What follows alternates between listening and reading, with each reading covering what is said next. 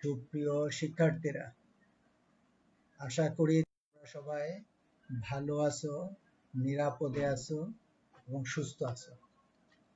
আমরা আজকে কোন বিষয় পড়বো এটা তো জানো। আমরা আজকে যে বিষয়টা পড়বো আন্তর্জাতিক বাণিজ্য অথবা আন্তর্জাতিক ব্যবসা। আমাদের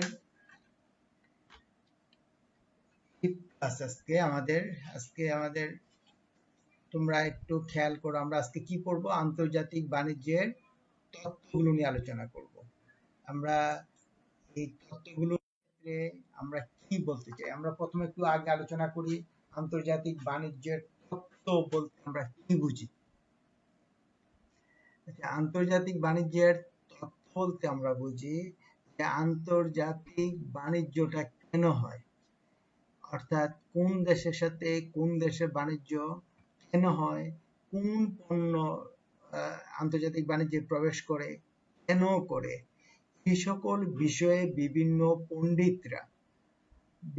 পণ্ডিতরা যেই ব্যাখ্যাগুলো দিয়েছেন সেই ব্যাখ্যাগুলোকে আমরা আসলে বলি আন্তর্জাতিক বাণিজ্যের তত্ত্ব। অর্থাৎ আন্তর্জাতিক বাণিজ্য কেন সংঘটিত হয়, কোন পণ্য আন্তর্জাতিক বাণিজ্যে প্রবেশ করে, কেন করে এবং কিভাবে করে, এই বিষয়গুলো নিয়ে বিভিন্ন বিশারদদের, বিশেষ করে অর্থনীতিবিদদের যেই ব্যাখ্যা, সেই ব্যাখ্যাগুলিকে আমরা বলি আন্তর্জাতিক বাণিজ্যের তত্ত্ব।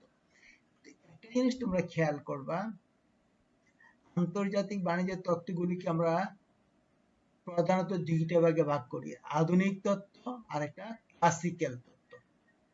ক্লাসিক্যাল তো বুঝতেই পারছো, নাম দেখেই বুঝতে পারছো ক্লাসিক্যাল তত্ত্বটা কি হবে। ক্লাসিক্যাল তত্ত্বটা হচ্ছে সনাতনী পুরানো আমলের তত্ত্ব, অর্থাৎ ক্লাসিক্যাল তত্ত্বটা অনুসারেই কিন্তু আমাদের আন্তর্জাতিক বাণিজ্যের মূল ভিত্তি। আধুনিক তত্ত্ব বলতে এই শব্দগুলো খুব কঠিন, আমরা বলার চেষ্টা করব যখনই আলোচনায় আসবো তখনই। আসলে আমরা জানি অর্থনীতি জনক হচ্ছেন অ্যাডাম স্মিথ। অ্যাডাম স্মিথই প্রথম আন্তর্জাতিক বাণিজ্যের তত্ত্ব প্রদান করেন, আর অ্যাডাম স্মিথকেই বলা হয় আধুনিক অর্থনীতির জনক। তাহলে বুঝতেই পারতেছো আন্তর্জাতিক বাণিজ্যের তত্ত্বগুলোকে আমরা যদিও ক্লাসিক্যাল বলি, দেখবা যে আমরা আলোচনায় যখন আসব এইগুলি ঘুরে ফিরে এগুলি আবার আধুনিক তত্ত্বের মধ্যেও চলে আসে। তবে সবচেয়ে সর্বশেষ যে তত্ত্বটা হেক্সার ওলিন, তোমরা এখানে দেখতে পাচ্ছ, হেক্সার ওলিন তত্ত্বটাই আধুনিক তত্ত্ব হিসাবে পরিগণিত। তবে এই প্রথম যে তত্ত্বগুলো আছে, পরম ব্যয় সুবিধা তত্ত্ব, তুলনামূলক ব্যয় সুবিধা তত্ত্ব, সুযোগ ব্যয় তত্ত্বের সংশোধিত রূপেই হচ্ছে ওলিন হেক্সার তত্ত্বটা। আমরা কি বুঝতে পারলাম, আসলে ক্লাসিক্যাল তত্ত্ব বাহিরে যেতে পারে নাই, আমরা ওই তত্ত্বটাকে ভিত্তি করেই এটাকে কিছুটা মডিফায়ার, যদি বলি মডিফায়ার তত্ত্ব বলতে পারি। সুতরাং ক্লাসিক্যাল তত্ত্ব অর্থাৎ এখন পর্যন্ত আধুনিক যে তত্ত্ব আমরা যেটাকে আমরা বলে থাকি হেক্সার ওলিনের তত্ত্বটা, সেই তত্ত্বটা আসলে ক্লাসিক্যাল তত্ত্বের একটি নতুন সংস্করণ, এছাড়া আর কিছুই না। আমরা একটু আলোচনায় যাই ক্লাসিক্যাল তত্ত্বের বিষয়ে।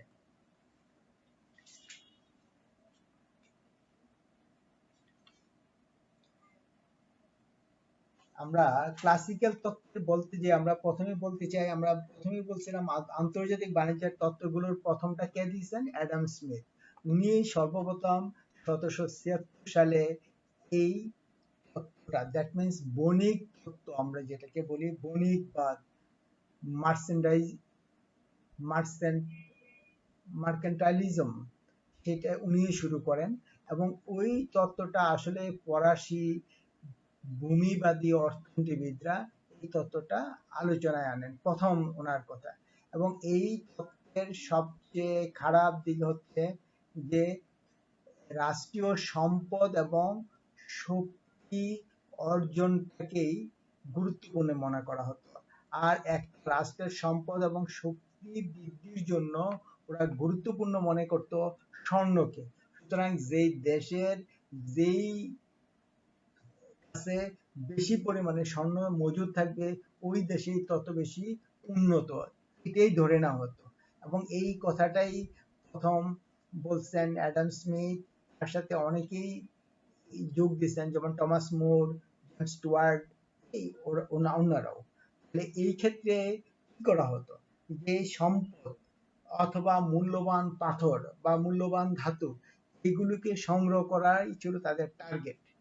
এই কারণে তাদের বাণিজ্য যাতে প্রসার ঘটাতে পারে, এই জন্য ওই সময় ফ্রান্স এবং যুক্তরাজ্য, ইতালি, জার্মানিরা তারা ওদের কলোনি রাষ্ট্রগুলোকে ওই শিল্প ব্যবসা বাণিজ্য উন্নতি হতে দিত না।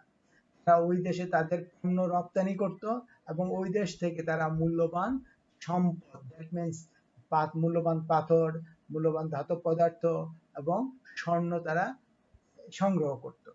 অর্থাৎ এই তত্ত্বের মূল কথা হচ্ছে আন্তর্জাতিক বাণিজ্যের ক্ষেত্রে সম্পদ বৃদ্ধিটাকে, এবং সম্পদ বাড়াতেন কিভাবে, রপ্তানি বাড়িয়ে এবং আমদানি কমিয়ে বাণিজ্য ভারসাম্য যত অনুকূলে আনা যাবে ততই মূল্যবান ধাতব পদার্থ বিশেষ করে স্বর্ণের অন্তর্ভুক্ত ঘটবে। অর্থাৎ আমরা পণ্য, যে দেশ যত বেশি পরিমাণে পণ্য রপ্তানি করবে, আমদানি কম করবে, ওই দেশের কাছেই বেশি পরিমাণে সম্পদ থাকবে। এটাই ছিল বণিকবাদের মূল কথা। এই ক্ষেত্রে রপ্তানির বিনিময়ে অন্য দেশ থেকে দ্রব্য আমদানি না করে মূল্যবান ধাতব পদার্থ পাওয়া গেলে বিবেচ্য দেশ যথেষ্ট শক্তিশালী হবে। তাই শুধুমাত্র অতি প্রয়োজনীয় দ্রব্য আমদানি করা উচিত এবং তা যত কম হয় তত ভালো। এই কথাটাই, অর্থাৎ তাহলে কি বোঝানো যাচ্ছে, যে আসলে সম্পদ আহরণ করা। এখন কিন্তু আমরা এটা করি না, আমরা দেখি এক দেশ থেকে পণ্য একটা রপ্তানি করি, ওই দেশ থেকে আবার আমরা যে পণ্য আমদানিও করে থাকি। তাহলে জীবনযাত্রার মান কিন্তু তখন বাড়তো না। এটাই, সুতরাং এই তত্ত্বটা পরবর্তীতে এমন একটা প্রসার লাভ করে নাই। তবে এই তত্ত্বে একটা কথা খুব ইম্পর্টেন্ট, যে বিশেষণের মাধ্যমেই উৎপাদনের দক্ষতার বিষয়টি এই ক্ষেত্রে বিবেচনা করা হতো না। বস্তুতপক্ষে উৎপাদন দক্ষতাই আন্তর্জাতিক বাণিজ্যে লাভ অর্জনের মুখ্য ভূমিকা পালন করত। আমরা একটা জিনিস বুঝলাম, যে বণিকবাদের ক্ষেত্রে আমরা এখন একটা আলোচনায় যাচ্ছি, যে ক্লাসিক্যাল তত্ত্ব, পুরানো তত্ত্ব, এই তত্ত্বের জনক হচ্ছেন অ্যাডাম স্মিথ। এবং আমরা পরের তত্ত্বগুলো, এই বণিকবাদের কথাটাও আমরা পরবর্তীতে আরেকটু বলতে চাই, যে বণিকবাদের ক্ষেত্রে এই তত্ত্বটা অ্যাডাম স্মিথ দিচ্ছেন। ফ্রম ব্যয় সুবিধা আমরা যেখানে আলোচনা করবো তাও অ্যাডাম স্মিথই দিচ্ছেন। অর্থাৎ বণিকবাদের তত্ত্বটা অ্যাডাম স্মিথের কাছেই ভালো মনে হয় নাই, তাই উনি এটা আবার সংশোধন করছেন। বণিকবাদের কথা হচ্ছে যে আমরা বেশি পরিমাণে পণ্য রপ্তানি করব, কম পরিমাণে পণ্য আমদানি করব, প্রথম একটা কথা। পরের কথা, আমরা যে পণ্য যে দেশে রপ্তানি করি ওই দেশ থেকে আমরা পণ্য কম আনার চেষ্টা করব, এবং পণ্য রপ্তানির ক্ষেত্রে সম্পদ বৃদ্ধি করাটাকে আমরা গুরুত্বপূর্ণ বলে মনে করব। অর্থাৎ মূল্যবান ধাতু, বিশেষ করে স্বর্ণ সংগ্রহটাকে আমরা আস্তে আস্তে অন্য তত্ত্বগুলো আলোচনা করব। তাহলে আমরা প্রথম যে কথাটা আজকে আলোচনা করলাম এখন এইমাত্র, বণিকবাদ। তাহলে আমরা আবার একটু সামারি করি। বণিকবাদের কথা হচ্ছে যে এই তত্ত্বের ক্ষেত্রে, এই তত্ত্বের জনক অ্যাডাম স্মিথ। এই তত্ত্বের মূল কথাটা কি, কম পরিমাণে পণ্য রপ্তানি, না সরি, বেশি পরিমাণে পণ্য রপ্তানি করব এবং কম পরিমাণে পণ্য আমদানি করব। এবং আমদানির ক্ষেত্রে আমরা সাধারণত পণ্য আমদানি না করে ওই দেশ থেকে স্বর্ণ, বিশেষ করে স্বর্ণ বা মূল্যবান ধাতব পদার্থ বিনিময়ে পণ্য রপ্তানির চেষ্টা করব। এক্ষেত্রে ধরে না হয় যে দেশের সম্পদের পরিমাণ বেশি, অর্থাৎ বেশি পরিমাণে স্বর্ণ মজুদ থাকবে, ওই দেশেই তথ্য শক্তিশালী। এবং এই মতবাদটা প্রথম প্রচলন করে ফ্রান্স, ইতালি, যুক্তরাজ্য এবং জার্মানি। তাদের কলোনি রাষ্ট্রগুলিকে তারা পণ্য উৎপাদনে নিরুৎসাহিত করত, প্রতিবন্ধকতার সৃষ্টি করেই তাদের বাণিজ্য প্রসার ঘটাতেন। আমরা পরেরটাতে যাই, সেটা হচ্ছে কি, পরম ব্যয় সুবিধা তত্ত্ব, বা এটাকে আরেকটা নামে আমরা রাখি চরম ব্যয় সুবিধা তত্ত্ব। এই তত্ত্বটা আমরা দুইভাবে আলোচনা করব। প্রথম আমরা আলোচনা করব একটা তালিকার মাধ্যমে, পরে আমরা আবার আলোচনা করব গ্রাফিক্যালি। তোমরা একটু মনোযোগ সহকারে শোনো, তাহলে আমরা এই আলোচনাটা খুব ভালোভাবে করতে পারবো।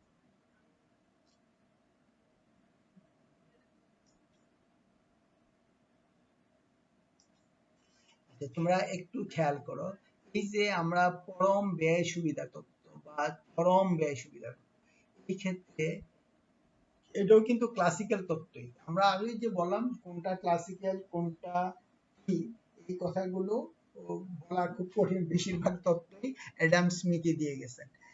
আমরা এই অ্যাডাম স্মিথের যে মূল্যবান বইটা, এটা তো নাম জানো, ওয়েলথ অফ নেশনস, উনি এই তত্ত্বটা আলোচনা করেন। এবং এই তত্ত্বের মতে কি বলছে, একটি দেশ কোন পণ্য উৎপাদনে অন্যান্য দেশের তুলনায় পূর্ণ সুবিধা পেতে পারে। পূর্ণ সুবিধা, যে দ্রব্য উৎপাদনে যে দেশ পূর্ণ সুবিধা পায়, সে দেশ সেই দ্রব্য উৎপাদনে অধিক উৎসাহী হবে। এবং যে দ্রব্য উৎপাদনে পূর্ণ সুবিধা নাই, সে দেশটি সে দ্রব্য উৎপাদন করবে না। তাহলে কি করবে? অন্য দেশ থেকে আমদানি করবে। অর্থাৎ যে দেশ ওইসব পণ্য প্রস্তুত করে এবং রপ্তানি করবে, যেগুলো উৎপাদনের চরম ব্যয় সুবিধা রয়েছে, ওই সকল দ্রব্য আমদানি করবে যেগুলোতে চরম ব্যয় সুবিধা নেই, অপেক্ষাকৃত কম চরম ব্যয় সুবিধা রয়েছে। অ্যাডাম স্মিথের মনে করেন এই ধরনের বাণিজ্য দ্বারা উভয় দেশই লাভবান হতে পারে। তাহলে আমরা চরম ব্যয় সুবিধা তত্ত্বের মূল কথাটা কি বললাম, যে দেশ ব্যয়ের ক্ষেত্রে সুবিধা পাবে। ব্যয়ের ক্ষেত্রে সুবিধাটা কি? ব্যয় কম হবে। যেই দেশ যেই পণ্য উৎপাদনে কম ব্যয় হবে, ওই দেশ ওই পণ্য উৎপাদন করবে। আর যে দেশ যেই পণ্য উৎপাদনে ব্যয় বেশি হবে, সেই দেশ ওই পণ্য উৎপাদন করবে না, সে অন্য দেশ থেকে আমদানি করবে। এবং যেই দেশ যেই পণ্য উৎপাদনে বেশি সুবিধা পায়, অর্থাৎ ব্যয় কমাইতে পারে, ওই দেশ পণ্য রপ্তানি করবে। এই ক্ষেত্রে আমরা অন্য কোনো বিষয় বিবেচনায় নেই না, শুধুমাত্র ব্যয়ের কথাটা চিন্তা করলাম। এটা আমরা পরে আরো ব্যাখ্যা করব সমালোচনার ক্ষেত্রে। তো মনে রাখবা, এই ক্ষেত্রে শুধু ব্যয়টাই বিবেচনা না হয়েছে, অন্য কোনো বিষয় বিবেচনা নেওয়া হয় নাই। এই তত্ত্বের কতগুলো অনুমিতি আছে, অনুমিতিগুলো কি এটা কিন্তু মনে রাখতে হবে। এই চরম ব্যয় বা পরম ব্যয় সুবিধা তত্ত্বের প্রথম অনুমিতিটা হচ্ছে এখানে একাধিক দেশ থাকবে। একাধিক বলতে দুইটা মাত্র দেশ, বেশি দেশ হতে পারবে না। এবং পণ্য কয়টা হবে? মাত্র দুইটা। এখানে পরিবহন ব্যয় 0, এবং এই এক দেশ থেকে আরেক দেশে কোনো পণ্য আমদানি রপ্তানিতে কোনো প্রতিবন্ধকতা থাকবে না। প্রতিবন্ধকগুলো দুই ধরনের, আমরা আগে বলছিলাম। একটা হচ্ছে শুল্কগত প্রতিবন্ধকতা, আর একটা হচ্ছে অশুল্কগত প্রতিবন্ধকতা। কোনোটাই থাকবে না, মুক্ত বাণিজ্য হবে। এবং এই ক্ষেত্রে ব্যয়ের ক্ষেত্রে আমরা শুধুমাত্র শ্রম ব্যয়ের কথাটাই বিবেচনায় নিব। এবং আরেকটা কথা মনে রাখবো, উৎপাদনের উপকরণের যেই উপকরণগুলোর গতিশীলতা দেশের অভ্যন্তরে অবাধে হবে। অর্থাৎ এক দেশ থেকে আরেক দেশে হবে না, কিন্তু এক দেশের মধ্যে উৎপাদন উপাদানের গতিশীলতা থাকবে। আমরা এই অনুমতিগুলো ধরেই আমাদের আজকে আলোচনাটা শুরু করব। তাহলে আমরা এই তথ্যের মূল কথাটা কি বলছিলাম মনে আছে তো? যে দেশ পণ্য উৎপাদনের খরচ কম হবে, ওই দেশ ওই পণ্যটা উৎপাদন করবে, আর সে ওই পণ্যটা অন্য দেশে রপ্তানি করবে। আর যেই দেশ যেই পণ্য উৎপাদনে বেশি ব্যয় বেশি হয়, সেই পণ্যের উৎপাদন করবে না, সে অন্য দেশ থেকে আমদানি করবে। এই হচ্ছে এই তত্ত্বের মূল কথাটা। আমাদের এই তালিকাটা দেখো, আমরা দুইটা দেশ ধরলাম, একটা বাংলাদেশ আর একটা হচ্ছে কানাডা। আমরা ধরলাম শ্রমের ব্যয়, শ্রমের ব্যয়টা আমরা সবগুলোতেই ধরলাম 100 একক করে ধরলাম। এবং এই যে 100 একক খরচে বাংলাদেশেরটা দেখো, বাংলাদেশে 100 একক খরচ করে, অর্থাৎ মনে করো শ্রমিকের ব্যয় 100 জন শ্রমিকে পাট উৎপাদন করে কয় কেজি? 80 কেজি। আর গম উৎপাদন করতে পারে কত? 40 কেজি। তাহলে বাংলাদেশের, খেয়াল করো, পাটের সাথে গমের উৎপাদন ব্যয়ের অনুপাতটা কত? 80:40। এটাকে যদি আমরা একটু ছোট করি, কাটাকাটি করলে 2:1। উল্টো ভাবে যদি আমরা বলি, কানাডাতে কি হচ্ছে, 100 একক শ্রম, মনে করো 100 জন শ্রমিকই ব্যবহার করলে তারা পাট উৎপাদন করে কতটুকু? 80 কেজি। কিন্তু পক্ষান্তরে গম উৎপাদন করতে পারে, সরি, পাট উৎপাদন করে 40 কেজি এবং গম উৎপাদন করতে পারে 80 কেজি। তাহলে এই ব্যয় অনুপাতটা কত? 1:2। এর ফলে কি ঘটনা ঘটলো? বাংলাদেশ পাট উৎপাদনে চরম ব্যয় সুবিধা পেল এবং কানাডা পাট গম উৎপাদনে চরম সুবিধা ভোগ করলো। এটা ক্লিয়ার তো? তোমরা একটু খেয়াল করো যে বাংলাদেশ, এই যে একই পরিমাণ শ্রম, এখানে যেই শ্রমিক, এখানেও একই পরিমাণ শ্রমিক আছে, তাহলে এই দুইটা দেশ কিন্তু কি করতে পারতেছে, তারা পাট উৎপাদনে বাংলাদেশ ভালো আর কানাডা পাট উৎপাদনে কম। সুতরাং এখানে বাংলাদেশ কি সুবিধা পাচ্ছে? পাট উৎপাদনে চরম ব্যয় সুবিধা পাচ্ছে। আর পক্ষান্তরে বাংলাদেশ, এই কানাডা দেখো একই পরিমাণ শ্রম, কিন্তু কানাডা কি পাচ্ছে? 80 কেজি পাচ্ছে গম, আর বাংলাদেশ কি করতেছে? 40 কেজি। তাহলে বোঝা যাচ্ছে বাংলাদেশের চরম ব্যয় সুবিধা নাই কোনটায়? গম উৎপাদনে। কিন্তু কানাডা পাট গম উৎপাদনে চরম ব্যয় সুবিধা পাচ্ছে। এখানে কি করবে? যেই দেশ যেই পণ্য উৎপাদনে ব্যয় সুবিধা পাবে ওই দেশ ওই পণ্য রপ্তানি করবে। কানাডা গম রপ্তানি করবে আর বাংলাদেশ পাট রপ্তানি করবে।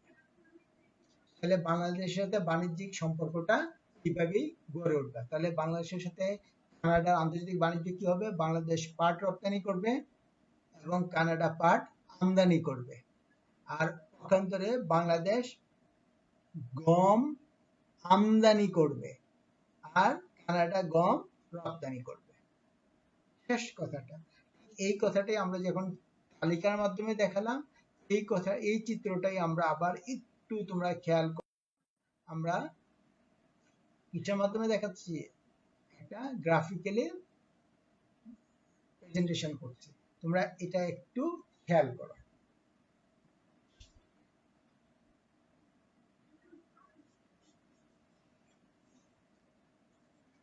আমরা ও এক্স রেখায় দেখতে পাচ্ছ তো?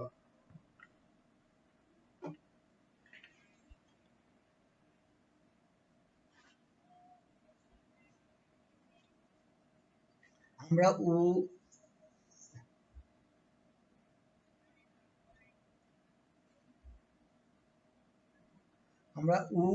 এক্স রেখায় আমরা কি দেখাচ্ছি? গম উৎপাদনের পরিমাণটা দেখাচ্ছি। আর ওয়াই রেখায় আমরা কি দেখাচ্ছি? পাট উৎপাদনের পরিমাণটা আমরা দেখাচ্ছি। এ বি রেখা দ্বারা আমরা কি উৎপাদনের বিষয়টা, কোন দেশে উৎপাদনের বিষয়টা দেখাইলাম? বাংলাদেশের। এ বি রেখা দ্বারা বাংলাদেশের উৎপাদনের রেখাটা দেখালাম। বাংলাদেশে দেখো, বাংলাদেশ কি করতেছে? পাট উৎপাদন করে উ এ পরিমাণ, এবং যদি পাট উৎপাদন না করে গম করতো তাহলে কি পরিমাণ করতো? উ বি পরিমাণ। আর ই এফ রেখা দ্বারা আমরা কি দেখাচ্ছি? কানাডার উৎপাদনের পরিমাণটা আমরা দেখাচ্ছি, কানাডার উৎপাদনের পরিমাণ দেখাচ্ছি। এবার একটু খেয়াল করো, এই বাংলাদেশ কোনটা উৎপাদনে বেশি সুবিধায় আছে? পাটের ক্ষেত্রে দেখো, বাংলাদেশ একই পরিমাণ শ্রমিক ব্যবহার করে কি পরিমাণ? উ এ পরিমাণ পাট উৎপাদন করতে পারে। আর কানাডা কি করতে পারে? ই পরিমাণ পাট উৎপাদন করতে পারে। কি আমরা দেখতে পাচ্ছি যে কানাডার পাট উৎপাদনের পরিমাণ বাংলাদেশের তুলনায় কম। বাংলাদেশ দেখো কি পাট উৎপাদনে বেশি সুবিধা, এটা হচ্ছে চরম ব্যয় সুবিধা পাচ্ছে। উ এ is greater than উ ই, অর্থাৎ এই পরিমাণ ই পরিমাণ সুবিধা পাচ্ছে, ই পরিমাণ সুবিধা পাচ্ছে। আমরা কি দেখতে পাচ্ছি যে বাংলাদেশের পাট উৎপাদনের ক্ষেত্রে ব্যয় সুবিধাটা উ এ গ্রেটার দেন উ ই, বাংলাদেশ পাট উৎপাদনে কি হচ্ছে? ব্যয় সুবিধা পাচ্ছে। পক্ষান্তরে যেটা আমরা দেখাতে চাই, রেখে আমরা বলছি না কি উৎপাদন দেখানো হচ্ছে? গম। এই গম উৎপাদনের ক্ষেত্রে খেয়াল করো, বাংলাদেশ কি পরিমাণ গম উৎপাদন করে? উ বি পরিমাণ গম উৎপাদন করে। কানাডা কি পরিমাণ উৎপাদন করে? উ এফ। বলো দেখি কোনটা বেশি? উ এফ বেশি। উ এফটা কার? এই কানাডার। উ F greater than U B, অর্থাৎ উ বি কার উৎপাদন? বাংলাদেশের। বাংলাদেশের গম উৎপাদনের পরিমাণ কানাডার গম উৎপাদনের পরিমাণের চেয়ে কম। ফলে গম উৎপাদনে কানাডা ব্যয় সুবিধা পায়। তাহলে কি হচ্ছে? তাহলে এই দুইটা দেশের মধ্যে যদি বাণিজ্য হয়, তাহলে কোন দেশ কোন পণ্যটা রপ্তানি করবে? কানাডা গম রপ্তানি করবে আর বাংলাদেশ পাট রপ্তানি করবে। আমদানি করবে কে? বাংলাদেশ গম আমদানি করবে কানাডা থেকে, কানাডা পাট আমদানি করবে বাংলাদেশ থেকে। এই যে কথাটা আমরা বললাম, সেটা কিসের ভিত্তিতে বললাম? ব্যয় সুবিধা। অর্থাৎ যেই দেশ যেই পণ্য উৎপাদনে বেশি ব্যয় সুবিধা পায়, ব্যয় সুবিধা মানে কি? ব্যয় কম হয়, ব্যয়ের তুলনায় উৎপাদনের পরিমাণ বেশি হয়, সেই দেশ ওই পণ্যটাই রপ্তানি করবে। আমরা এটা ক্লিয়ার তো? আমরা দেখো, আমি আবারও একটু ক্লিয়ার করতেছি। আমরা ওয়াক্স রেখা কি দেখালাম? গম উৎপাদনের পরিমাণ। ওয়াই রেখা আমরা কি দেখাইতেছি? পাট উৎপাদনের পরিমাণ দেখাচ্ছি। এ বি রেখা দ্বারা কোন দেশের উৎপাদনের বিষয় দেখাচ্ছি? বাংলাদেশের। ই এফ দ্বারা কোন দেশের উৎপাদন রেখা প্রদর্শন করলাম? কানাডার। এবার আসো ব্যাখ্যায়। আমরা বলছি উ এ গ্রেটার দেন উ ই। উ ই দ্বারা আমরা কি বুঝলাম? কানাডার পাট উৎপাদনের পরিমাণ। উ এ দ্বারা কি বুঝলাম? বাংলাদেশের পাট উৎপাদনের পরিমাণ। উ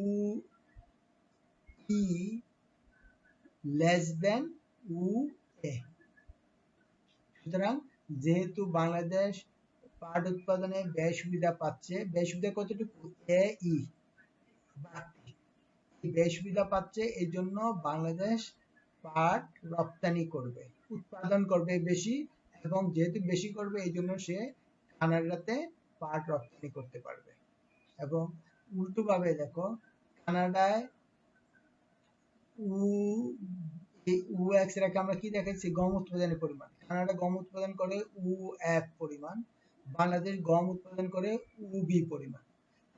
উ F is greater than U B, অর্থাৎ বাংলাদেশের গমের উৎপাদনের চেয়ে কানাডার গমের উৎপাদনের পরিমাণ বেশি হওয়ায় কানাডাতে কি হবে? গম ওরা বেশি উৎপাদন করবে এবং তারা রপ্তানি করবে। আর বাংলাদেশ যেহেতু এখানে ব্যয় বেশি হয়, এই জন্য বাংলাদেশ গম উৎপাদন করবে না, কানাডা থেকে গম আমদানি করবে। এই হচ্ছে এই তত্ত্বের মূল কথাটা। আচ্ছা, আমরা জানি চাঁদেরও কলঙ্ক আছে, সুতরাং আমাদের এই তত্ত্বটাই আমরা পরবর্তীতে এই যতগুলো তত্ত্ব পড়বো এইগুলোর সংস্করণ, এটাকে একটু মডিফাই করে এই তত্ত্বটাকে আসলে অন্যান্য জায়গায় আমরা মডিফাই হিসেবে দেখতে পাবো। সুতরাং এই কথাটা কিন্তু তোমাদের খুব মনোযোগ সহকারে শুনতে হবে, এটা গুরুত্বপূর্ণ তত্ত্ব এবং এটাকে অনেকটা মৌলিক তত্ত্ব আমরা বলতে পারি। কিন্তু এই তত্ত্বেরও কতগুলো সমালোচনা আছে, এই কারণেই এই তত্ত্বগুলোর পরবর্তীতে সংস্কার করার প্রয়োজন, পরিবর্তন পরিমার্জন করার প্রয়োজন পড়ে। সমালোচনাগুলো একটু মনে রাখো। আমরা তোমাদের পরীক্ষার ক্ষেত্রে মনে রাখার জন্য একটা বিষয় মনে রাখবা, আমরা যে অনুমিতিগুলো ধরছিলাম মনে করি, এই মনে করির মধ্যেই সমস্যাটা বেশি। সুতরাং মনে করিগুলোই আমরা এই সমালোচনা হিসেবে আলোচনা করব, তোমাদের বেশি একটা পড়া মনে রাখা দরকার নেই। তাহলে শূন্য পরিবহন ব্যয়, আমরা অনুমিতির মধ্যে বলছিলাম পরিবহন খরচ হবে না, এটা কি এটা কি সম্ভব? এটা সম্ভবই না। অর্থাৎ এখানে পরিবহন খরচকে উপেক্ষা করা মোটেই যৌক্তিক হবে না, পরিবহন খরচ তো থাকবেই। যেমন তোমাদের কুমিল্লাতে যে জিনিসটা পাওয়া যায়, আমরা আমের কথাই বলি, আম আমরা কুমিল্লাতে যত দাম, রাজশাহীতে আমের দাম অনেক কম, কারণ পরিবহন খরচ বেশি। সুতরাং এই বিষয়টা এই তথ্যের ক্ষেত্রে বিবেচনায় আনা হয় না। ধরে নিচ্ছে একটা দেশের ইংল্যান্ডে সব জায়গায় পরিবহন ব্যয় সমান হবে, ইভেন আন্তর্জাতিক বাণিজ্যের ক্ষেত্রে সেম। স্থির উৎপাদন ব্যয়, এখানে উৎপাদন ব্যয়টাকে ফিক্সড ধরা হয়েছে, আসলে ফিক্সড হতেই পারে না, কখনো এটা কম হতে পারে, কখনো আবার বেশি হতে পারে। সুতরাং এই যে ফিক্সড ধরলো উৎপাদন ব্যয় ক্রমবর্ধমান ক্রমহ্রাসমান হতে পারে। আমাদের শ্রমের মূল্য তত্ত্ব, এখানের শ্রমের মূল্য তত্ত্বের উপরেই বিবেচনায় নেওয়া হয়েছে। উৎপাদনের উপকরণ শুধু শ্রম না, এছাড়া কি আছে, ভূমি, মূলধন, সংগঠন আছে, সুতরাং ওদেরও তো পাওনা আছে। সুতরাং এখানে তোমার এক চোখা নীতি হয়েছে, শুধু শ্রমিকদের বিষয়টা বিবেচনা নেওয়া হয়েছে, আর উৎপাদন খরচের অন্যান্য উপকরণগুলোর ব্যয়, যেমন ভূমির ব্যয় কি, খাজনা, মূলধনের ব্যয় কি, সুদ, সংগঠনের ব্যয় কি, মুনাফা, এইগুলো এক্ষেত্রে বিবেচনায় নেওয়া হয় নাই, এটা পরিপূর্ণতা পায় নাই। পূর্ণ নিয়োগ, পূর্ণ নিয়োগ বলতে কি বোঝানো হচ্ছে, উৎপাদনের উপকরণগুলোর একবারে কাম্য ব্যবহার নিশ্চিত হয়েছে। আসলে কি এটা সম্ভব? দেখা যায় এটা কখনোই সম্ভব হয় না, এটা শুধু তথ্যই সত্য, আসলে উৎপাদনের উপকরণগুলোর একবারে সঠিক ব্যবহার নিশ্চিত করা সম্ভব হয় না। শ্রমের গতিশীলতা, শ্রমের গতিশীলতা এই তথ্যে ধরা হয়েছে যে পূর্ণ গতিশীলতা হবে, অর্থাৎ এক দেশ এক জায়গার শ্রমিক অন্য জায়গায় অবাধে যেতে পারবে, কিন্তু আন্তর্জাতিক বাণিজ্যের ক্ষেত্রে গতিশীলতা একবারেই নাই। যদি মনে করো আমাদের দেশ থেকে আমেরিকাতে যাওয়ার একটা সুযোগ থেকে অবাধে যেতে পারবো, যেমন তুমি কুমিল্লা থেকে ঢাকা যাও, কেউ তোমাকে বাধা দেয়, এই ধরনের সুযোগ যদি দেওয়া হয়, অর্থাৎ তুমি আমেরিকাতে যাবা, আমেরিকাতে যে কাজ করবা, যদি এই সুযোগ দেয়, তাহলে কি আমাদের দেশে কেউ থাকবে? পরের দিনেই সবাই জমি জিরাত বিক্রি করে আমেরিকাতে ফাড়ি দিবে। আসলে কি যেতে পারি? আমরা পারি না। যদিও তথ্যে বলছে এই শ্রমের গতিশীলতা অবাধ, তুমি ইচ্ছা করলে তুমি আমেরিকাতে যাই কাজ করতে পারবা, অথবা কানাডাতে যাই গম চাষ করতে পারবা, কানাডা থেকে এসে আমাদের দেশে পাট চাষ করতে পারবা। আসলে এগুলো বাস্তবে শ্রমের গতিশীলতা হয় না। অ্যাডাম স্মিথ এক জায়গায় বলছেন, সবচেয়ে উৎপাদন উপকরণগুলোর মধ্যে সবচেয়ে কম গতিশীল হচ্ছে শ্রম, অর্থাৎ শ্রমের গতিশীলতা অবাধে নাই, আমরা যে কোনো দেশে অবাধে যেতে পারি না। এখানে বলা হচ্ছে অবাধ বাণিজ্য ধারণা, মুক্ত বাণিজ্যের কথা আমরা বলছি, আসলে কি মুক্ত বাণিজ্য সম্ভব? না।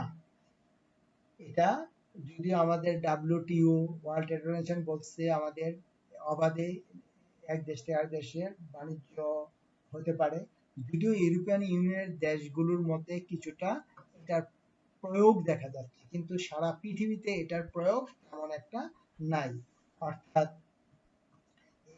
আমরা যে কোনো দেশ, প্রতিটা দেশেই শুল্কগত এবং অশুল্কগত কতগুলো বাধা দিয়ে থাকে, সুতরাং অবাধে বাণিজ্য লেনদেন হতে পারে না। ইউরোপিয়ান ইউনিয়নভুক্ত দেশগুলোর মধ্যে অবাধে বাণিজ্য বর্তমানে কিছুটা হচ্ছে। বাংলাদেশের সাথে কোন দেশের কি এই ধরনের ফ্রি ট্রেড এগ্রিমেন্ট আছে? নাই। তবে শ্রীলঙ্কার সাথে একটা ফ্রি ট্রেড এগ্রিমেন্টের memorandum, understanding of memorandum sign হয়েছে, এমওও। এমওও শ্রীলঙ্কার সাথে আমাদের ইয়ে হয়েছে, স্বাক্ষর হয়েছে, কিন্তু এখনো এটার পূর্ণ রূপটা আসে নাই। আমরা আরেকটা সমস্যা হচ্ছে অপরিবর্তিত কারিগরি জ্ঞান। আমরা জানি এই যে এই কারিগরি জ্ঞানের মাত্রা অপরিবর্তিত ধরে নেওয়া হয়েছে। আসলে কি তাই? না। জ্ঞান বিজ্ঞানের উৎকর্ষ, আধুনিক উন্নতি,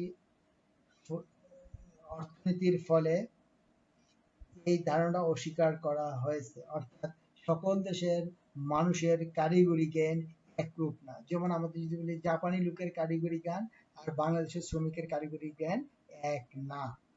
ওরা অনেক দক্ষ, আমরা অনেক কম দক্ষ, ফলে আমাদের উৎপাদনশীলতাও ভিন্ন হবে।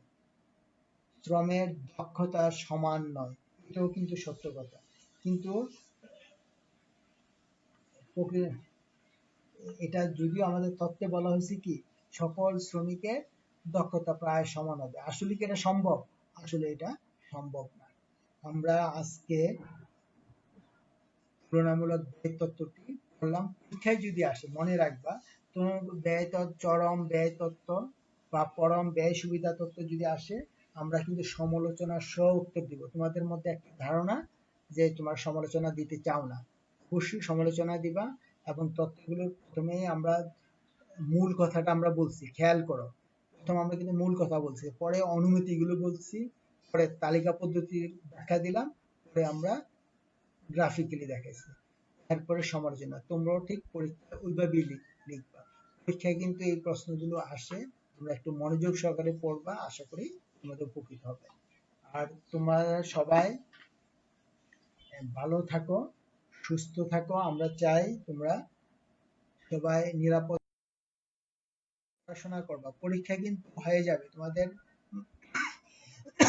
মাথায় রাখবা পরীক্ষা যত সময় হবে তোমরা সবাই মনোযোগ সহকারে পড়বা, সময়ের অপচয় করবা না।